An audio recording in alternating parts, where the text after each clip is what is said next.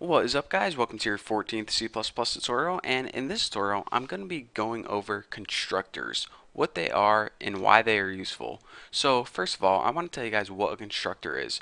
A constructor is a function that gets called automatically as soon as you create an object. So before, what we could do is we could create an object and use that object to call functions from our class. Well, now as soon as we create this object, it's going to call a function called constructor. We don't need to explicitly use that object to call a function. It's going to do it automatically. So if you're saying, all right, Bucky, you talk the talk, time to walk the walk, show me an example. Well, creating a constructor is incredibly simple. To do so, it's basically the same as creating a function with a couple weird rules. First of all, I need to tell you guys this. Constructors never have a return type, so you don't need to type int or void or string or anything like that. The only thing you need to do is type the constructor name, and the constructor name is always the same as the class name, the exact same. So let's go ahead and copy this and paste it right here, and that's how your C++ program knows that it's a constructor, because once it comes across a function with the same name, it knows that that is the constructor. So let's go ahead and we'll add no parameters, and in the body, what do we want to happen as soon as we create this object? We can have just, maybe it'll print something out on the screen like this will get printed automatically. Pretty cool, huh? So now we have a constructor that's going to get called automatically as soon as you create an object. And you're saying, alright, you keep saying that, but what exactly does that mean?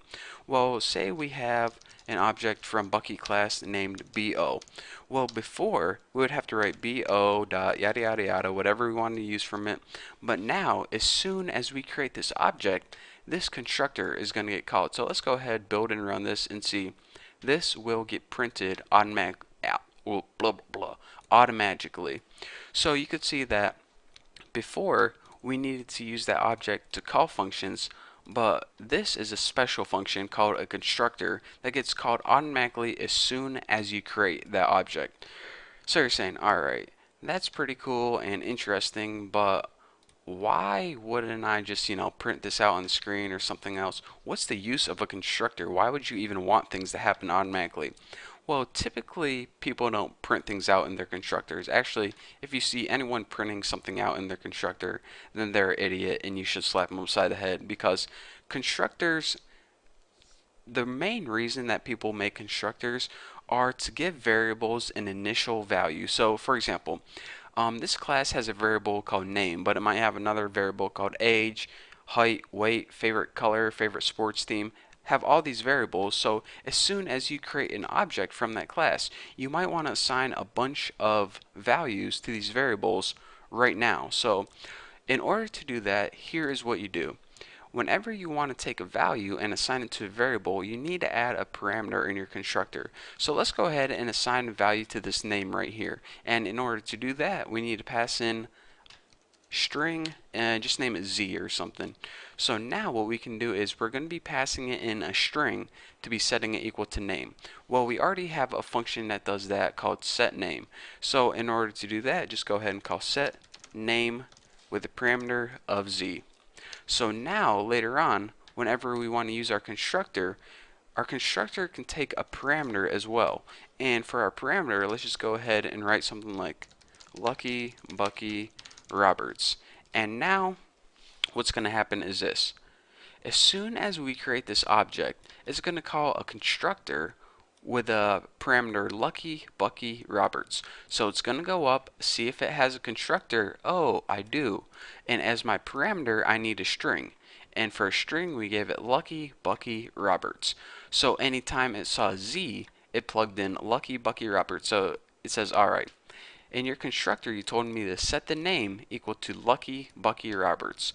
So it basically set the name equal to Lucky Bucky Roberts. So pretty much Lucky Bucky Roberts got passed into Z, which got passed into X, which got passed into name. So that's why our name was Lucky Bucky Roberts. So now that our name is Lucky Bucky Roberts, that gets kind of repetitive saying that, but anyways, we can just go ahead and print it out on the screen or something. So of course, to access anything in our class, you use the object and of course the get name just like that function.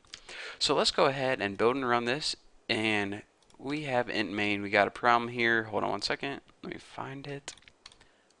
Oh, I see. What the heck? How in the world did I do that? For some reason, I must have actually hit paste or something, but I copied the word name outside my class. I just wrote the word name randomly in the middle of my program.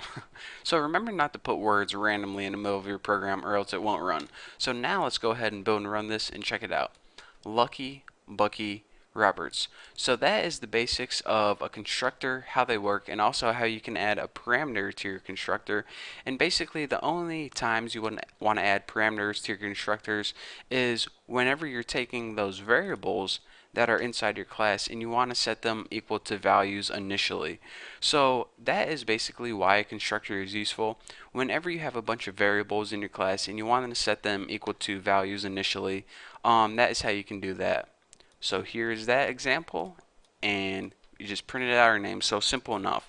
So aside from this, I guess I have time to show you this one thing.